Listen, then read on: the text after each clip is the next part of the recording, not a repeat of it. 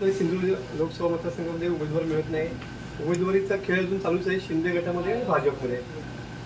7 मेला लोकसभा निवडणुकीचं मतदान होणार आहे आणि त्या पार्श्वभूमीवरती देशामध्ये इंडिया महाराष्ट्रामध्ये महाविकास आघाडीच्या वतीने शिवसेना पक्षप्रमुख उद्धव ठाकरे साहेबांनी या सिंधुदुर्ग रत्नागिरी जिल्ह्याच्या लोकसभा मतदारसंघाकरता विद्यमान खासदार विनायक राऊत साहेबांची उमेदवारी जाहीर झालेली आहे. प्रचाराला टप्प्याटप्प्यामध्ये संपर्काच्या माध्यमातून सुरुवात झालेली आहे. भविष्यातल्या कालखंडामध्ये हा प्रचार असा वाढत जाणार आहे. आणि दुर्दैवाची एक गोष्ट आहे की ह्या असलेल्या समोरच्या शिंदे गट असेल, भाजप गट असेल, अजितदादा गट असेल, त्यांना उमेदवार सापडत नाही. आणि याचा अर्थ असा आहे की हे अपशकुनाला सुरुवात झालेली आहे. निश्चितपणे ही कोकणची जनता यांचा विश्वास वंदनीय शिवसेना प्रमुख बाळासाहेब ठाकरे आणि शिवसेना पक्षप्रमुखांवरती आहे. हा संपूर्ण बालेकिल्ला आहे आणि या बालेकिल्ल्यामध्ये आत्तापर्यंत इथल्या जनतेने मतदारांनी एकदा ना दोनदा खासदार विनायकला निवडून दिलेला आहे. पुन्हा एकदा तिसऱ्यांदा निवडून देऊन हॅट्रिक साधणार हा मला विश्वास आहे. तर आज तुमच्या बालेकिल्ल्यामध्ये नारायण राणे यांचा झंझावाती दौरा होतो आहे.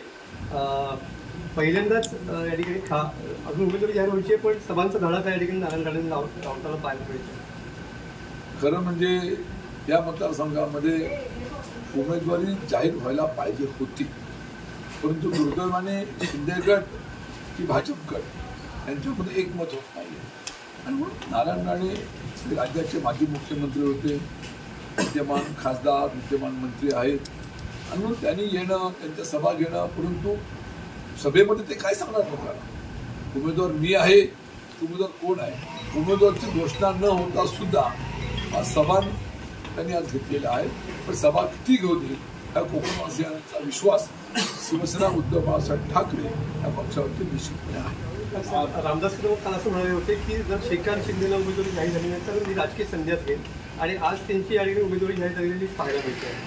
रामदास कदमांनी आतापर्यंत अशा तऱ्हेची अनेक विधानं केलेली आहेत. माझं वाटतं ह्या निवडणुकीच्या अनुषंगाने त्याला बहुतेक स्वप्न पडलं असावं आणि बहुतेक पेपर आता फुटला असेल आणि म्हणून त्यांनी या ठिकाणी जाहीर करून टाकलं की एकनाथ शिंदेच्या मुलाला म्हणजे श्रीकांत शिंदे उमेदवारी मिळणार.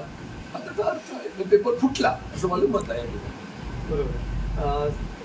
या ठिकाणी ज्या पद्धतीने सध्या कलगीतुरा रंगलेला पाहायला मिळतोय महायुतीमध्ये, काय सांगाल याच्यामध्ये? नाराजी कुठेतरी महायुतीमध्ये नाराजी ही निश्चितपणे आहे. तर एकनाथ शिंदेबरोबर जे खासदार गेले त्या लोकांना उमेदवारी मिळाल्या का? माझ्या माहितीप्रमाणे 5 विद्यमान खासदारांच्या उमेदवाऱ्या डावलल्या गेल्या. ह्याचा अर्थ असा आहे की गेलेली लोक आमची पूर्णतः फसलेली आहेत आणि मग त्याचा परिणाम सुद्धा या विधानसभा निवडणुकीमध्ये तुम्हाला पाहायला मिळेल. आणि म्हणून त्यांचं अपयश कुणाला सुरुवात झाली.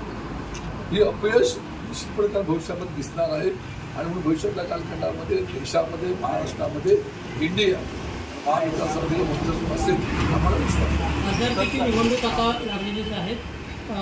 एकमेव तुम्ही असे आमदार आहात की ते तुम्ही रत्नागिरी सिंधुदुर्ग या लोकसभा मतदारसंघामध्ये विनायक राऊत यांच्या मागणे आहात.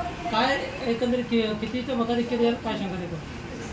खरं म्हणजे ह्या लोकसभा मतदारसंघामध्ये माझी सहकारी वैद्य नाईक हे सिंधुदुर्ग जिल्ह्यामध्ये आहेत. रत्नागिरी जिल्ह्यामध्ये ह्या मतदारसंघामध्ये मी या ठिकाणी आहे आणि दोन्ही ठिकाणी 2 जिल्ह्यामध्ये असे जबरदस्त मताधिक्य देणारे उमेदवार आहेत. माझ्या माहितीप्रमाणे जवळजवळ 60 ते 65% मताधिक्य माझ्या मतदारसंघामध्ये मी देईन हा मला विश्वास आहे. तर एकीकडे रात्रीच सांगितलं जातं की मी उमेदवारी मागे घेतोय म्हणून, शिंदेचा त्रास होतोय म्हणून, आणि दुसऱ्या दिवशी शक्तीप्रदर्शन केलं जातं. काय सांगाल? आता रत्नागिरी विधानसभा मतदारसंघामधले सर्वांचे तुमचे आवडते नेते किरण सामंत निश्चितपणे निवडणुकीला इच्छुक आहेत आणि त्यांच्या बंधूंनी इथे विश्वास व्यक्त केलेला आहे की या निवडणुकीमध्ये शिंदे गटाला उमेदवारी मिळणार आणि निश्चितपणे शुभेच्छा.